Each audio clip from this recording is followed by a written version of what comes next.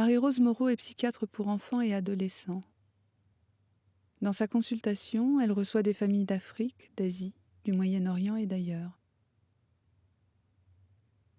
Elle m'a accueillie pendant plusieurs mois. Les patients trouvent ici ce qu'aucune thérapie ne leur propose ailleurs. Ils peuvent expliquer ce qui leur arrive sans se couper de leurs coutumes, de leurs croyances et de leur culture.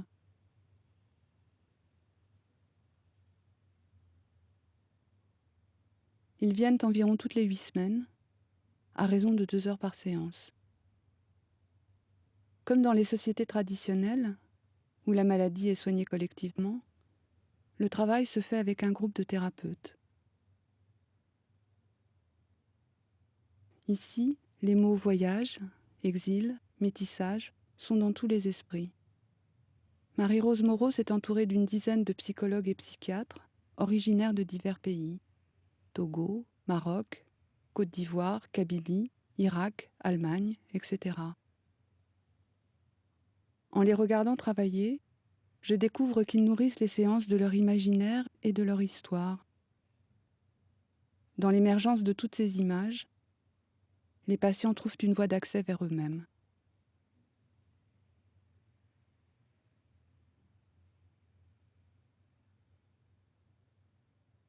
On appelle cette thérapie l'ethnopsychanalyse ou encore thérapie transculturelle. Le récit et l'interprétation des rêves y tiennent une grande place pour s'approcher des secrets inconscients.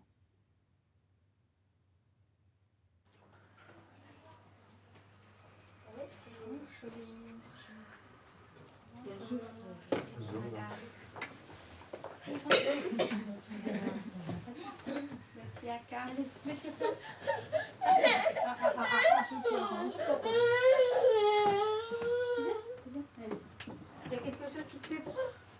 C'est tous ces gens ainsi qui te font peur. Hein? Parce qu'aujourd'hui, il y a beaucoup de monde. À côté de tu te mets à côté de maman? Là, c'est ma place. Tu veux absolument ma place. Hein? Tu veux absolument ma place. Hop là. Où elle est, Félicia? Alors attends, on va voir ceux que tu connais, ceux que tu connais pas.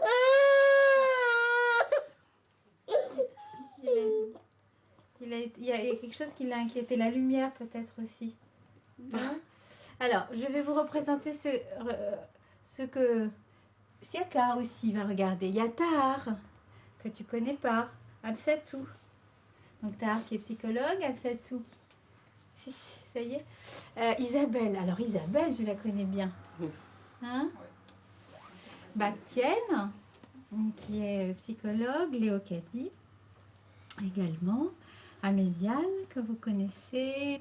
Alors ceux qui filment, que vous connaissez, Laurence aussi. Dieudonné, Marcelin qui est à côté de Félicia, Farida qui vient d'arriver et Issam. Voilà. Ce jour-là, c'est Siaka, sa maman et son grand frère Abdoulaye qui ont rendez-vous. Siaka est un petit garçon qui crie tout le temps et refuse de parler. Siaka est le seul enfant de la famille à être né en France. Sa maman dit que c'est une énigme pour elle d'avoir à élever cet enfant-là, ce petit Français. Donnez-moi des nouvelles de comment va Siaka, parce que là, il est un petit peu inquiet, là, c'est sûr. Mais comment il va? Comment ça se passe à la maison? Comment ça se passe? Mais tout le temps, il crie. Ça n'a pas changé. Il a toujours ses petits cris. À la maison, au supermarché, partout. Ouais, donc les cris sont là et ils vous inquiètent. Parce que tout le temps, les gens frappent à ma porte pour me demander pourquoi mon fils crie comme ça. Je leur dis, mais je ne fais rien. Un jour, il a crié devant un voisin, comme ça. Ce jour-là, lui, il a compris. Parce que les gens croient que je fais du mal à mon fils, que c'est pour cela qu'il crie. Alors qu'on ne fait rien, il crie.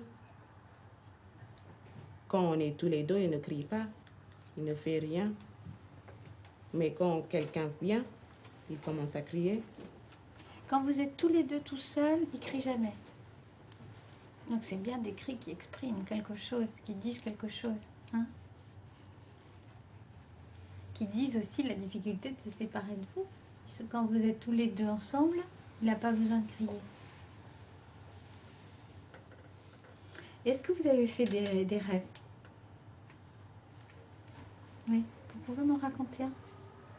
J'ai rêvé de mes 2 sœurs. Elles étaient ici et elles m'ont dit, il faut faire venir une autre sœur ici. Alors je leur ai dit, maintenant vous êtes là, vous êtes debout. Pourquoi vous voulez amener une sœur en plus? Elle va être debout aussi. Et le rêve s'est terminé comment? Je me suis réveillée parce qu'à ce moment, la montre a sonné. C'était l'heure de s'arrêter. Et donc, et vous avez pensé quoi? Vous l'avez lu comment, votre rêve? Je ne l'ai pas lu Celui-là, vous l'avez laissé comme ça sans le lire? parce que je ne sais pas ce qu'il veut dire. En tout cas, il y a une idée très importante dans le rêve, c'est debout, assis. Ceux qui sont debout et ceux qui sont assis. Je voulais dire debout parce que nous, on est là. On n'a pas grand-chose. Alors pourquoi amener quelqu'un pour le mettre dans le même pétrin? Debout, ça veut dire ça. Chez nous, on dit comme ça. Ouais, je comprends bien. Je trouve que c'est une image très, très importante. Ça veut dire aussi que c'est pas facile d'être ici.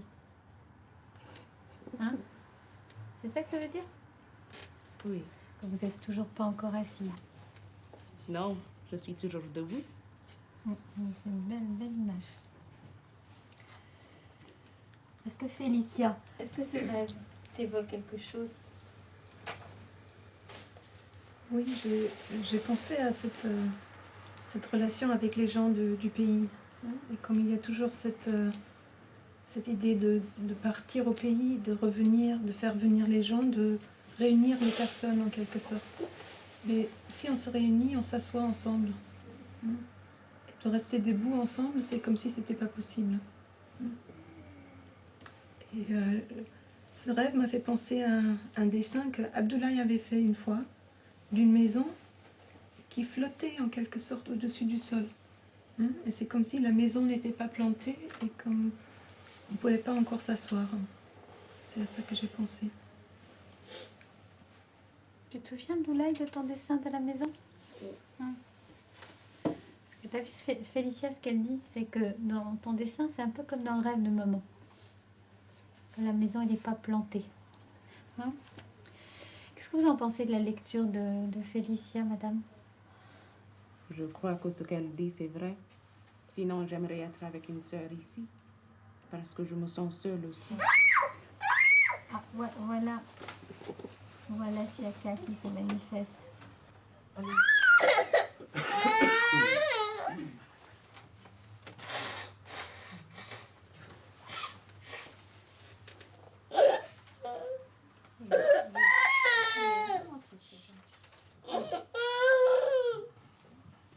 Qu'est-ce qu'il y a, mon garçon?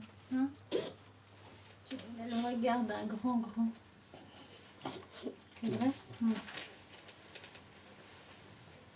Tu le regardes d'un grand, d'un sage.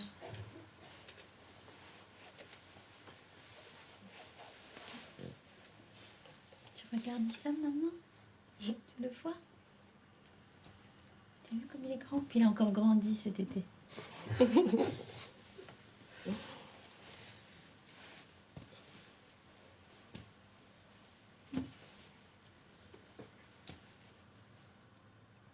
Là, c'est de la tristesse qu'il montre. Parce qu'on a parlé des cris de frayeur, de colère. Mais là, c'est de la tristesse qu'il montre. Hein? Ceci dit, on est en train de parler de votre tristesse à vous. Hein? De la tristesse de la solitude, de ne pas être défendu, d'être debout. Mais quand la maman n'est pas heureuse, les enfants ne peuvent pas l'être non plus. Elle le dit, quoi. Là, il nous le dit. En fait, il a besoin d'aller et de revenir.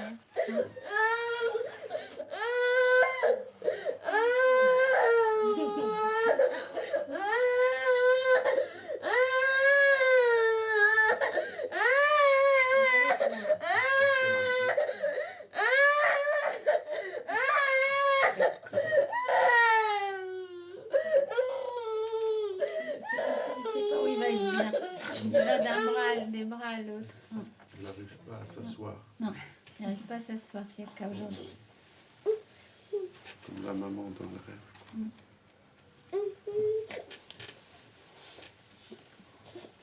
C'est un petit père pour toi, Abdoulaye. Hein?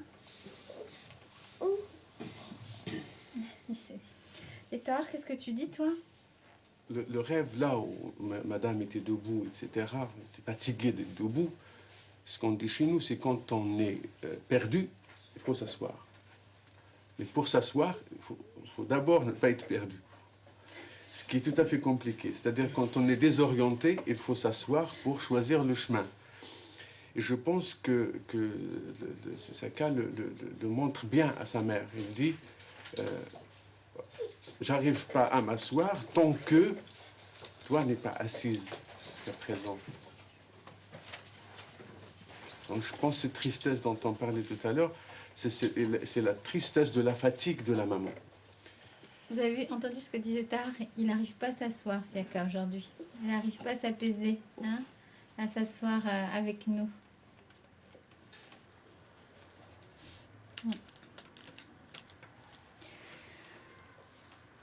Marcelin, tu n'as pas une image ou une histoire qui te vient en tête pour qu'on donne quelque chose à Siaka? Qui s'est posé? Oh oui, j'étais en train enfin, je pensais à pendant que Siaka faisait il passait d'un genou à l'autre sans pouvoir s'y poser plus de 2-3 minutes. Ça m'a fait me souvenir de la manière dont on procède au baptême chez moi.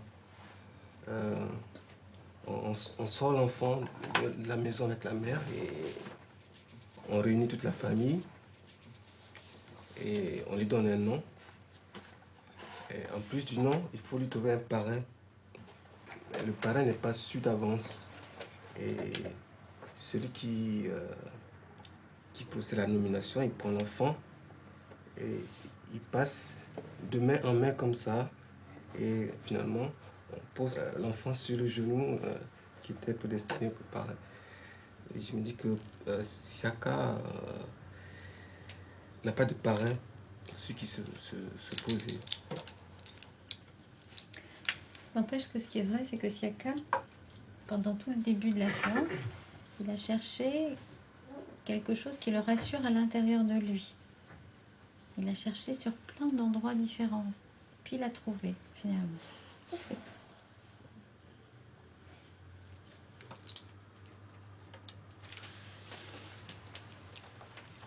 On peut s'arrêter, Siaka. On peut s'arrêter pour aujourd'hui.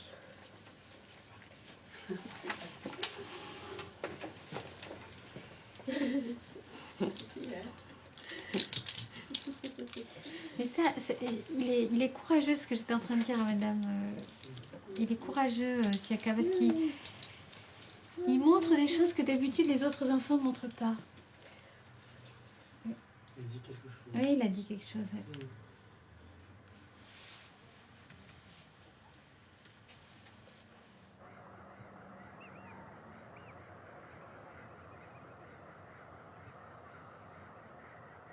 Entre deux mondes, il est difficile de choisir. Quelquefois, les traumatismes sont si forts que les mots ont du mal à se tracer un chemin.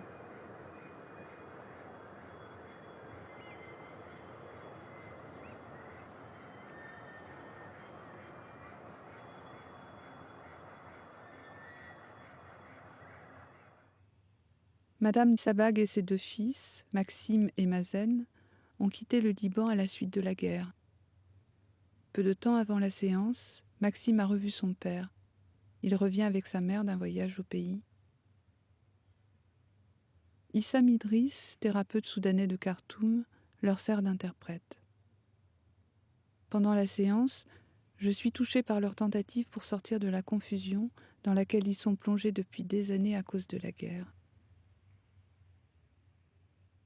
Madame dit que Maxime a été arraché. Quel est le mot arabe qu'elle a utilisé? منتزع. Ça veut dire نزع. Comme on arrache un arbre. Comme on arrache un arbre. Il a utilisé le mot qui va avec les racines, Yazash du Zouj. C'est vraiment déplanté. Vous entendez, Maxime, ce que dit votre mère sur pourquoi c'était important que vous y alliez ensemble au Liban cet été? Et est-ce que vous êtes d'accord quand elle dit que vous avez été comme ça déraciné? Ouais. Oh, ça passe bien, ça a un peu des racines comme ça. Troisième jour, on passe à la montagne, après chez mon père. En Syrie? C'est un patient. En Syrie? Ouais. Et depuis de temps en temps, c'est passé avec mon père. On a 2 ans, 3 ans, je ne sais pas vu. Et beaucoup heureux, content. Vous étiez très heureux de le voir. Ouais. Alors, je me demandais aussi, et ça je voudrais qu'on le dise en arabe, Issam, pour Maxime, Mazen et sa maman, je me demandais si la tension actuelle qu'il y a dans le monde, et en particulier après New York et puis autour de Kaboul maintenant, peut-être que ces événements-là ont fait repenser à des images ou à des choses qu'eux-mêmes ont vécues pendant leur propre guerre à eux. توترت أعصابه بس بجوز لما بيعبر علي أنا ردة فعل بتبقى مختلفة. Effectivement, c'est peut-être aussi quelque chose qui a mobilisé beaucoup plus des choses en Maxime, parce qu'il en a parlé avec son médecin en lui disant, quand j'ai vu les images de New York, j'ai eu peur. Et elle dit aussi, ça peut être aussi ce sentiment de peur qui a peut-être réactivé en lui des choses, et cette peur, quand il s'adresse à moi, ça se transforme en colère et en violence. En violence contre sa mère. Maxime, lui arrive des moments d'hallucination. Et pendant ces moments d'hallucination, soit qu'il casse tout, soit qu'il frappe. Et il frappe moins. Et donc, elle pose la question, elle fait l'articulation que c'était la même chose que faisait son père lorsque eux, ils étaient petits. La question qu'elle se pose, est-ce que c'était une sorte d'héritage des traits de caractère d'un père, ou est-ce que c'est quelque chose qui est dû à ce déchirement justement familial, intérieur, utilisellement de l'intérieur, qui a été plus ou moins amplifié par le déchirement extérieur à l'époque de la guerre. Je reprends les réponses, si vous voulez, qu'on avait fait tous ensemble la dernière fois. Les histoires génétiques, ça ne peut pas expliquer ça. Les deux autres choses, oui. C'est deux choses qui existent. C'est vrai que Maxime a souffert d'un certain nombre de choses. À certains moments, lui-même, lorsqu'il souffre, il fait souffrir comme il a souffert. Ça, on l'avait déjà dit beaucoup, et on avait beaucoup parlé de son père, et Maxime parlait bien de son père, et de la manière qu'il avait d'essayer de retrouver son père, même dans les mauvaises choses. Il nous l'avait bien expliqué, ça. Et puis l'autre chose, on avait dit comment la guerre, elle était aussi à l'intérieur de vous et à l'intérieur de la famille, et les traces que ça a laissées à l'intérieur de chacun d'entre vous et de la famille. Vraiment, on a traversé très période difficile, et Ouais. la guerre à l'intérieur est plus grave que la guerre à l'extérieur. La guerre à l'intérieur, c'est plus grave que la guerre à l'extérieur. Voilà, avec l'ambiance des familles, avec le père. Elle était tellement grave, beaucoup grave. Évidemment, Madame le disait bien, chaque garçon est marqué par d'où il vient, par son père. Et de plus en plus, les choses semblent s'éclaircir pour Maxime. Les sentiments, il exprime, il peut dire qu'il est jaloux, qu'il est triste, qu'il est malheureux, qu'il a peur. Alors qu'avant, tout était confus. Il ne pouvait pas trier ses émotions. Et je me disais que Mazen aussi, comme ça, il y avait des choses qu'il avait reçues de son père. Alors, il y a deux choses. On va déjà demander à Mazen ce que vous pensez, Mazen, de ce qu'a dit Isabelle sur... D'abord, déjà, on a parlé tout à l'heure de l'arrachement pour Maxime, mais vous aussi, vous avez été arraché. Arraché, c'est-à-dire. Arraché. Ben, c'est-à-dire que vous avez dû quitter tout ce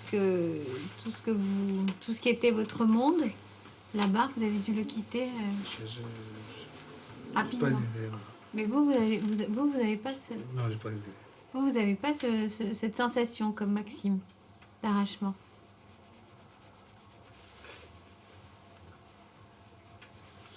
C'est ça? Vous vous rappelez du moment où vous l'avez quitté, le Liban? Je sais pas.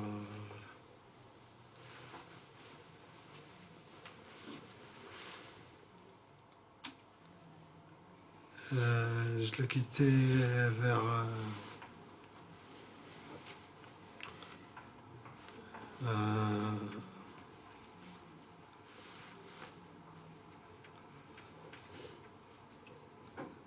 Il n'y a rien là-bas. Ça voyait, il n'y a rien là-bas.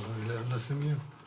Oui. Ici, c'est mieux. Ah bah ça, c'est vous qui savez où vous êtes le mieux. Mais le moment où vous l'avez quitté, vous avez quitté là-bas, la famille, les amis, la vie de là-bas. Et ça, vous vous rappelez pas du tout de ce moment-là. Vous vous en rappelez pas? Non, non. C'est étonnant ça, non? Quel âge il avait, madame? 16 ans quand vous êtes revenu. Maintenant, ça fait Forcément, 15 vous ans, vous 14 ans comme ça. vous étiez déjà adolescent. Mais il en reste pas d'image, en fait. Hein, Mazen? Il vous reste pas d'image de cette période? Non. Pas d'image. Ses amis de l'école, des quartiers. Non. Peut-être il reste pas d'image, peut-être c'est trop difficile d'en parler. Hein, Mazen? Peut-être c'est trop difficile d'en parler aussi. Hein. Et alors l'autre chose que disait Isabelle, c'était que ce que vous avez pris de votre père, Mazen. Parce que vous aussi, vous avez pris des choses de lui. Oui.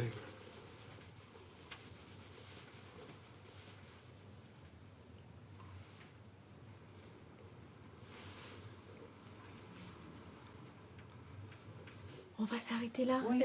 Essayez de retenir les rêves, les images qui vont venir. Hein, parce que je pense qu'à ce moment précis-là, on en aurait besoin. Hein, d'accord? On s'arrête? Hein? Ok. Merci. D'accord. Bon, Isabelle, tu veux bien donner un rendez-vous? Au revoir, merci beaucoup. Au revoir. À Merci, bientôt. bien travail. Merci beaucoup. Merci. Au revoir. Essaye de te souvenir des images de quand tu as quitté Madame. le Liban. Hein? Ah, madame, à bientôt.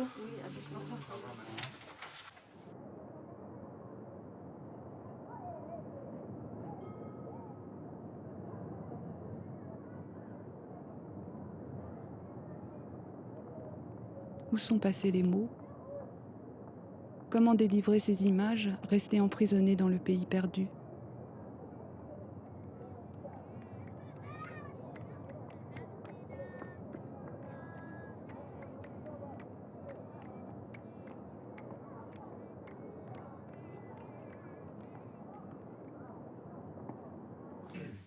Il n'est pas décidé à venir.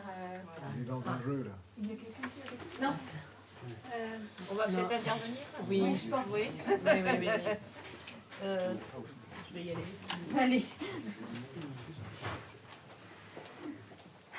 Bon, oui, il est comme dans un jeu, comme vous dites. Il fait un bout de chemin. Monsieur, il arrive jusque-là. Quand il arrive là, il fait comme s'il avait oublié quelque chose. Il retourne. Et on a fait comme ça plusieurs chemins. Plusieurs fois l'aller-retour.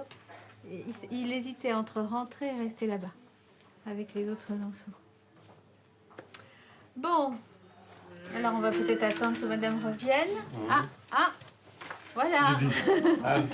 Lydie. Allez, viens voir le grand Issam. Regarde. Lydie.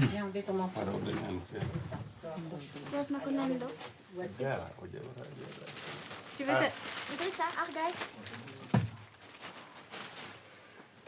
Viens, Idrissa, que je te représente Absatou. Regarde.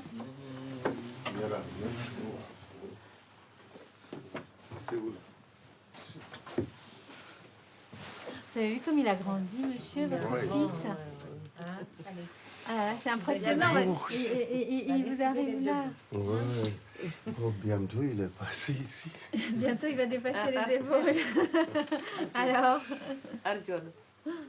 pourtant, vous êtes grand, vous, monsieur. Hein? Ouais. C'est ma mère. Votre mère est grande. Elle est plus grande que vous. Les parents d'Idrissa sont très fatigués. À la maison, la vie est insupportable. Idrissa casse tout, il vide les armoires, déchire les livres. Ce jour-là, le père revenait d'un séjour au Sénégal, où il avait consulté des guérisseurs pour son fils. En France, on dit qu'Idrissa est autiste. Pour ses parents, la consultation est le seul lieu où peuvent se dire en toute liberté les façons traditionnelles de vivre la maladie. Les histoires de sorcellerie, de mauvais œil, de possession, tellement étranges à mes oreilles, finissent pourtant par rejoindre des émotions qui me sont familières, des sentiments qui nous relient. Alors, qu'est-ce qui s'est passé en Afrique? Comment ça s'est passé?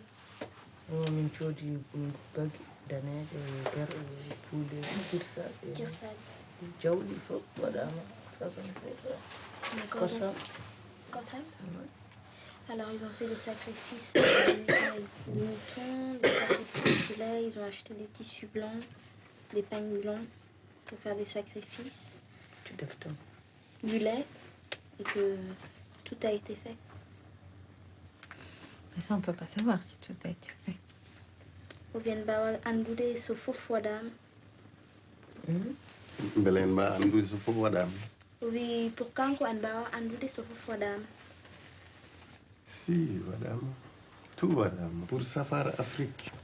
D'accord. Alors, monsieur, il dit que tout ce qui pouvait être pensé, être fait en médicaments africains, tout a été fait, rien n'a changé pour Idrissa, mais ça doit être la volonté de Dieu. Donc là, c'est la volonté de Dieu qui dit maintenant. Hein? Tout à l'heure, au début, c'était la notion de chance, c'est ça? Chance, et là, il dit Taga Fodor et Allah, ça veut dire la volonté de Dieu. La volonté de Dieu. Mais qu'est-ce qu'on lui a dit exactement là cette fois-ci? D'abord, qui l'a été voir? Qui l'a été voir au pays? Oh là, Johnny, depuis comme il y a 200, mais voilà, tout des. Alors monsieur, il a commencé par dire qu'il a été voir beaucoup de monde depuis qu'Idrissa a 2 ans. De toute façon, ils ont été voir même des personnes chez lesquelles on amène les fous. Et il suffit qu'il les touche ou qu'il fasse quelque chose pour que les personnes se calment. Mais Idrissa, il a même été jusqu'au Bundu, c'est une région du Sénégal, et qu'il a reçu des lavements, des fumigations, et ça ne change rien. O yahani kadi côté neɗɗo kadi mo ganduɗa ko kangal ko haɓɓirde hay hunde omoto hakkunde ɗo ko ɗum rafi o ƴaknirimi. Alors il dit que Idrissa en fait lui il n'est pas docteur, il n'a pas appris tout ce qui concerne la médecine, mais ce qu'il entendait des anciens de chez nous, c'est que quelqu'un qui parle pas et qui parle pas et qui entend pas, c'est ce qu'on appelle un moumou chez nous, c'est-à-dire quelqu'un qui est muet. Et il y a les autres, hangabe, c'est ceux qui sont fous et qui savent pas ce qu'ils font. Mais le problème d'Idrissa, c'est ce qui se trouve ni d'un côté ni de l'autre, il se trouve entre les deux. Et c'est ça qu'il comprend pas. Kodjaki, ça veut dire c'est ça que monsieur comprend pas. Là, ce que nous dit monsieur aujourd'hui par rapport à ça, Idrissa, il est entre plusieurs mondes, entre plusieurs il est ni de l'un ni de l'autre, et c'est ça qui fait la difficulté aussi, et qui parfois fait le découragement, le désespoir. Hein. Ceci dit, hein, Idrissa, il parle, il se fait comprendre, et il nous montre des choses à chaque fois. Par exemple, là, il est en train de montrer qu'il écoute nos échanges, qu'il écoute. Moi, je crois qu'il écoute aussi ce que son père a ramené d'Afrique. Il écoute. La dernière fois, son père n'était pas là, et lui était ailleurs aussi. Hein. Là, aujourd'hui, il a hésité, il a regardé, il s'est installé, il écoute. non seulement il comprend, il écoute, mais il a aussi une manière de se faire comprendre qui est différente que celle du langage direct. Mais il a une vraie manière, Idrissa. Et moi, aujourd'hui, ça me frappe beaucoup, ça. ko ɗum tagi safara makko to bange meɗen ga ene tiiɗi ɗum noon koddirten tan ko Allah waɗi ɗum e makko kono noon en jeddani kamɓe koɓe safroɓe Allah ne hokkiɓe gandal eɓe cafta. Alors monsieur il dit que pour ce qui concerne Idrissa, il n'a pas quelque chose qu'on pourrait couper et enlever de lui. C'est à l'intérieur de lui, c'est dans sa tête. Il dit que c'est Dieu qui l'a fait comme ça. Il est venu comme ça. Mais il sait aussi que Dieu vous a donné à vous les Blancs le savoir pour ce qui concerne toutes les maladies et comment les soigner. Pour le soigner de notre côté à nous, du côté de l'Afrique, c'est difficile. Mais peut-être que de votre côté, on peut essayer de trouver. Ah, c'est paradoxal, parce que monsieur il dit le savoir, il est là, chez les Blancs, et moi je dis, mais il y a un savoir très important, il est du côté des anciens. Alors, et on se bat comme ça régulièrement, dit monsieur. Ovidio niko anada via Gandalf niko bange mabbe kanko mo via Gandalf niko bange meren to jona odon kaba non dido fof podo N'est-ce jogani pas, Gandalf. madame? Alors, il faudrait peut-être qu'on se mette d'accord sur le fait que les deux savoirs, que les deux savoirs sont absolument nécessaires. Ovidio niko Gandalf to meden e Gandalf to mabbe fof. Bon, est-ce qu'il y a eu un rêve? Elle le fait mais elle oublie. Les images sont pas restées cette fois-ci non plus? Non? Vous n'avez pas rattrapé une image?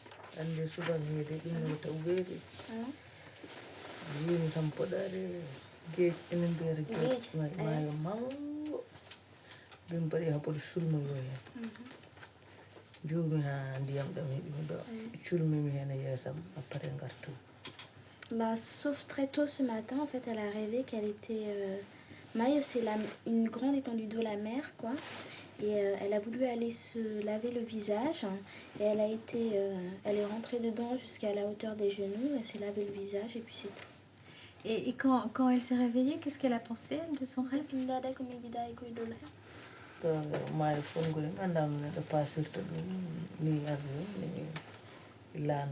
Elle a dit qu'elle a eu peur parce qu'elle ne sait pas comment une telle étendue d'eau, quelqu'un pourra la traverser, ni en avion, ni en train. Ah oui. Donc c'était un peu inquiétant en fait comme impression.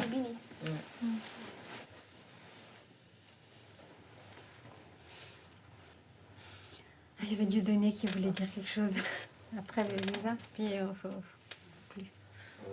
Je vais être bref par rapport au rêve de madame. Je pense que j'essaie de relier ça à une sorte de nostalgie par rapport au pays, de ne pas s'appuyer sur les femmes de sa tranche d'âge et les aînés au pays pour essayer de puiser la force nécessaire en vue de continuer à aider son enfant à s'en sortir.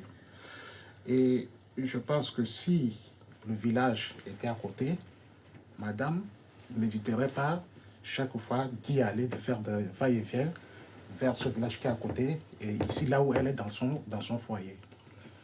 La difficulté se traduit là par cet étang qui rend impossible la traversée. Et puis, Micha était au pays, il est revenu. Je me demande que peut-être ça se désire là quelque chose comme ça qui se traduit dans le rêve de madame.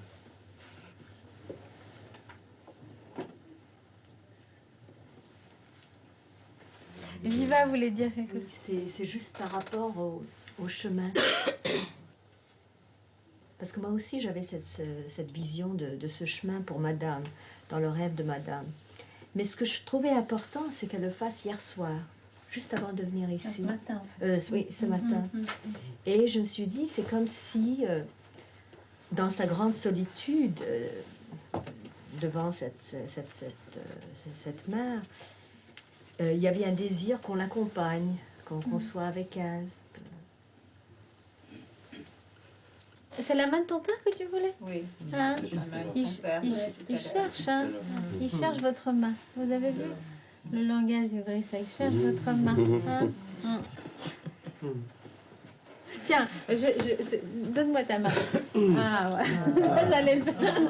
J'allais faire l'intermédiaire, mais ce fut pas nécessaire. Inch'Allah. On va s'arrêter pour aujourd'hui. On continue ce chemin. Hein? Merci. Bon, allez.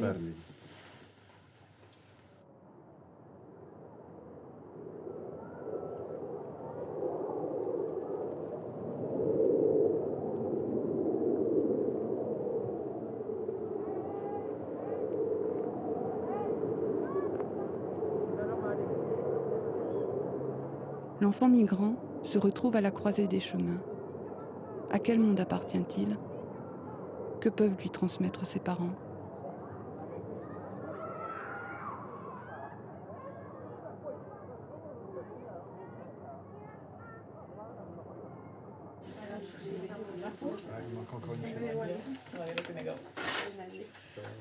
Tiens, non, trouvez là.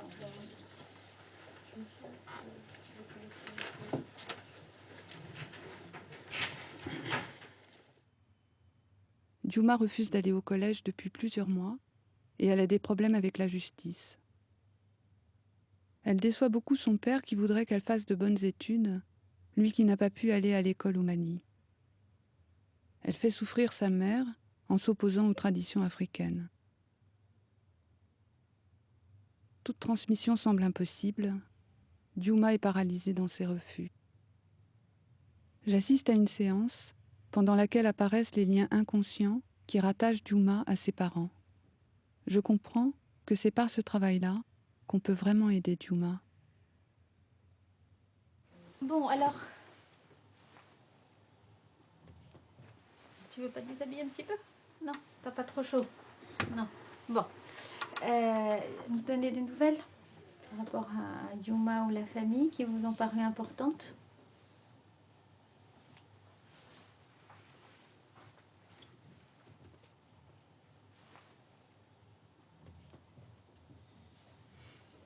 Moi aussi. Ne parle pas de moi. Il vous passe la parole, je crois, madame. Alors, dites-nous un peu comment ça se passe là, les choses à la maison avec Diouma, avec vous. Comment vous voyez? Depuis qu'on a quitté ici, comme on a dit la dernière fois, Diouma c'est Diouma. Diouma c'est Diouma, oui. Mais là, elle a un projet. Si on voit 2 fois, je peux dire que oui, elle a progressé, tout en coup, elle va chuter. Ouais. Je ne sais pas si c'est un manque de confiance ou je ne sais pas c'est quoi, je ne sais pas. Ce que disait ta mère, Diouma, c'était qu'elle pense que tu n'as pas confiance en toi. Et moi aussi, je pense ça. Est-ce que c'est vrai? Est-ce que toi, tu ressens comme ça aussi? Ouais.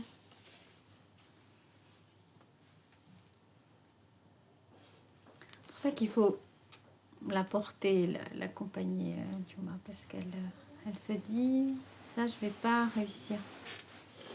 Alors, plutôt que de ne pas réussir, Diouma, elle préfère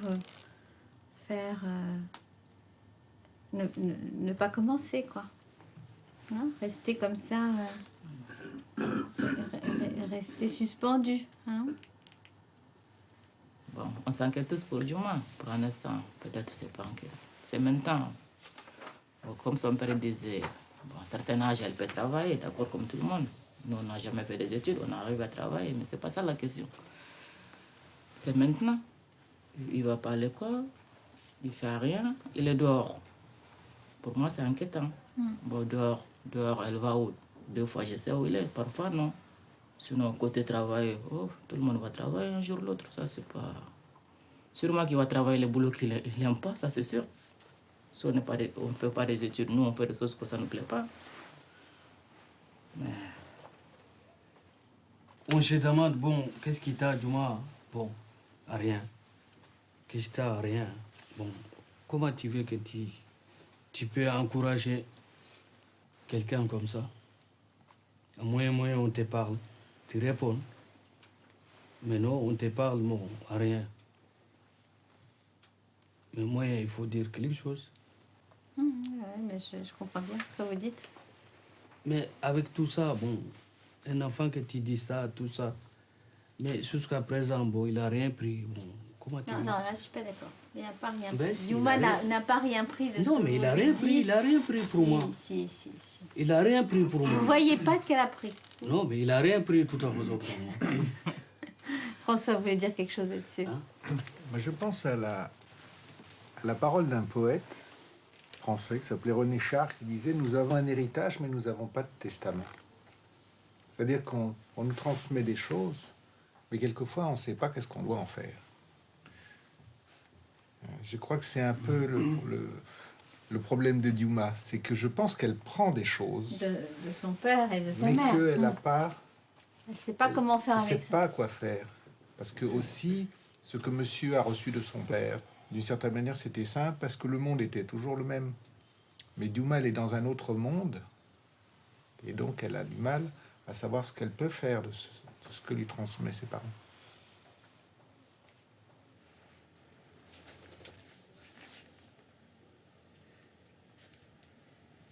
On va inventer une manière de transmettre ici, quoi. Qui ne peut pas être la même qu'au pays parce que... Mais Ça, en même c'est temps, sûr. les choses du pays sont très importantes. C'est apprendre. Si on demande de faire ça, c'est apprendre.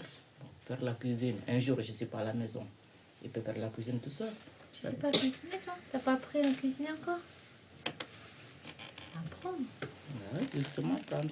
Le plat facile, oui. Mais certes, notre plat, nous, il ne connaît pas grand-chose. Qu'est-ce qu'elle sait pas faire comme plat que vous aimez bien faire? Non, mais notre plat, nous, elle n'arrive pas pour l'instant. Hein. C'est quoi le, c'est quoi Il n'y a le rien plat? qui l'intéresse. C'est quoi le plat dont vous parlez? On prépare on a plusieurs plats à préparer, mais tu sais préparer quoi, toi? Le tchèp? Le tienne? Le tchèp. Tiens, c'est quoi? C'est avec du poisson? Oui. Ah, c'est ça.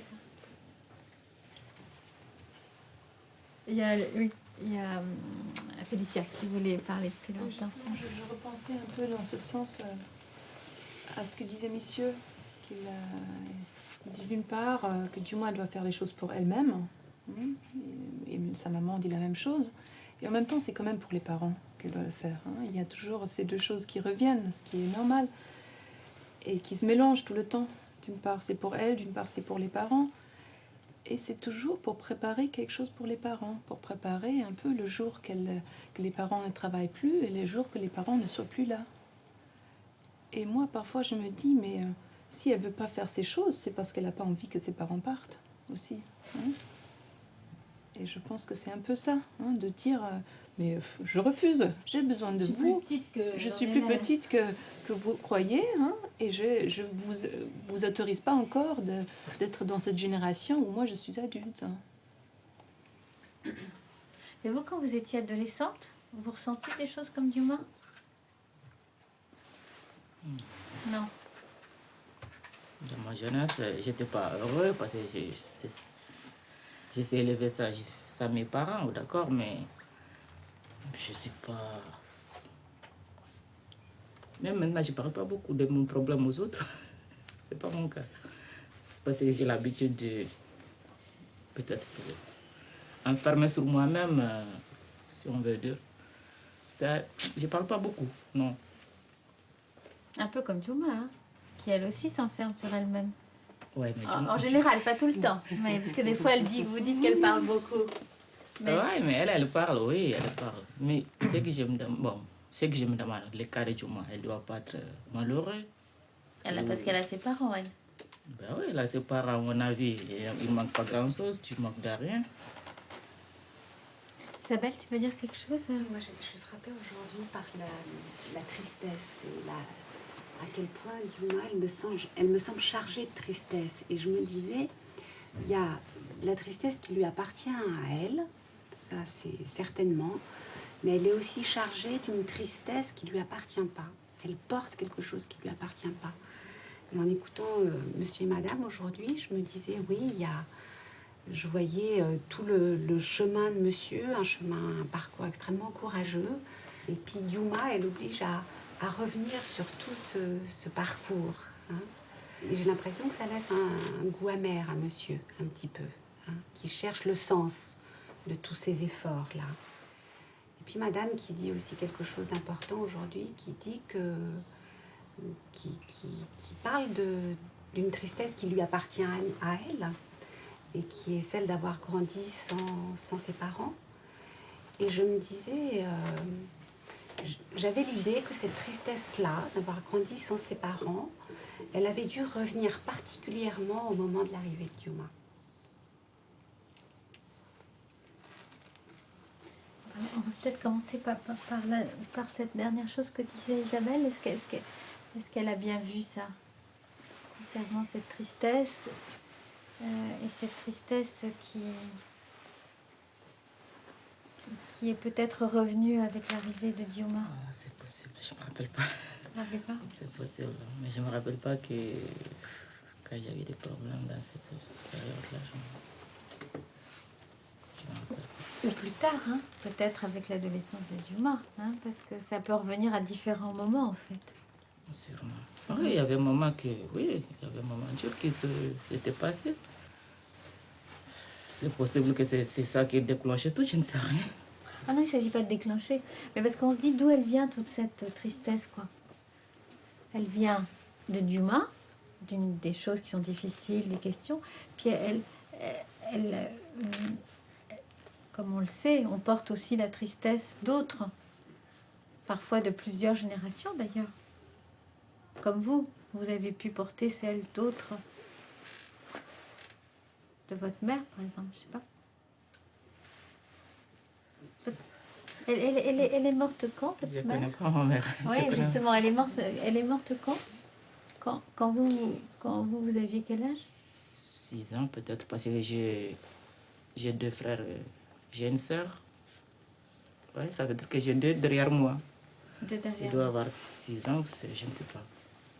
À peu près vers 6 ans. Après la naissance de 2 autres enfants, quoi. Hein? Voilà, et elle est morte de quoi? Je ne me rappelais plus. Je ne sais rien.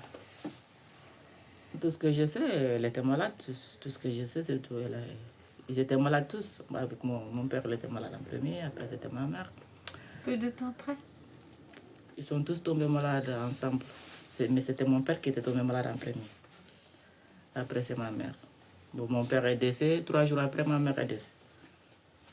Mais je ne sais pas c'est la cause de quoi. Je ne sais rien. 3 jours après, oui. C'est la même semaine. Violent, hein? Ils sont partis tous les deux comme ça. Et vous avez dû vous sentir profondément abandonné. Hein?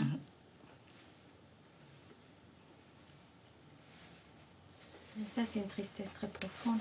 Hein?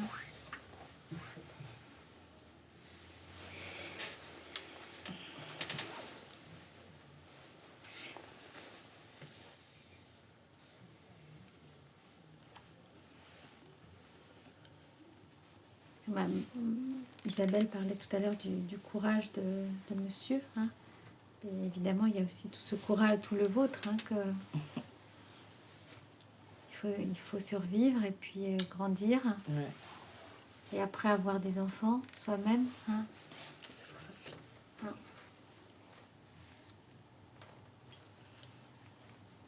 Et après, la vie des enfants nous rappelle aussi ça. Ces moments soi-même enfant, hein, qu'on a dû dépasser.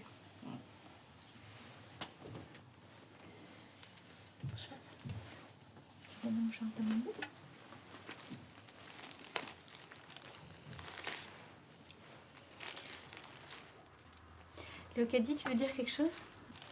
Il y a quelque chose qui ressemble à un voile noir et Isabelle a parlé de deuil. Et je me suis demandé qui a porté le deuil de la maman et du papa de madame, parce qu'il y a une très forte émotion. Et je crois que le problème de Dioma, c'est ça en fait. Ce qu'elle a emmagasiné, parce que moi je vois quelque chose qu'elle a emmagasiné, mais une montagne de choses. Et je me disais que tout ça, ça fait penser à quelque chose qui tourne, qui va, et qui passe par elle. Mais la personne qui est là pour faire signe dans la famille.